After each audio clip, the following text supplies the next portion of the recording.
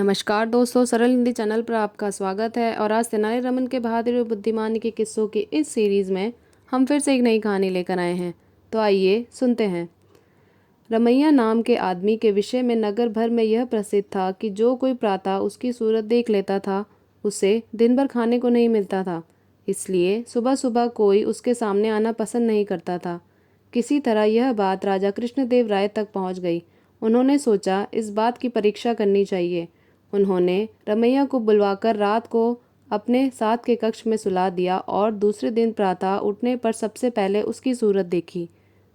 दरबार के आवश्यक काम निपटाने के बाद राजा जब भोजन के लिए अपने भोजन कक्ष में गए तो भोजन परोसा गया। अभी राजा ने पहला कौर ही उठाया था कि खाने में मक्खी दिखाई दी। देखते ही देखते उनका मन खराब हो गया और वह भोजन छोड़कर उठ गए। दोबारा भोजन तैयार होते होते इतना समय बीत गया कि राजा की भूख ही मिट गई। राजा ने सोचा अवश्य यह रमैया मनूस है, तभी तो आज सारा दिन भोजन नसीब नहीं हुआ। क्रोध में आकर राजा ने आज्ञा दी कि इस मनूस को फांसी दे दी जाए। राजा के प्रहरी उसे फांसी देने के लिए ले चले। रास्ते में उन्हें तेनालीराम मिला। उसने पूछा तो रमैया ने उसे सारी बात कह सुनाई। तेनालीराम ने उसे धीरज बंधाया और उसके कानों में कहा, तुम्हें फांसी देने से पहले ये तुम्हारी अंतिम इच्छा पूछेंगे।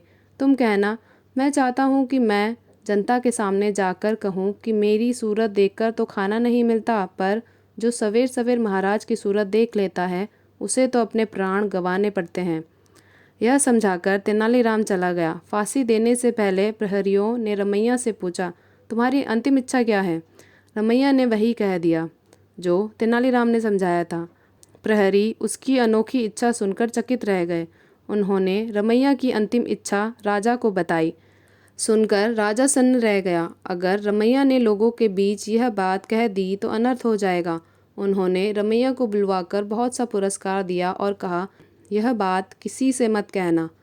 आप सुन रहे थे तेनालीराम की कहानी मनुष्य रमैया को सरल हिंदी चैनल पर। धन्यवाद।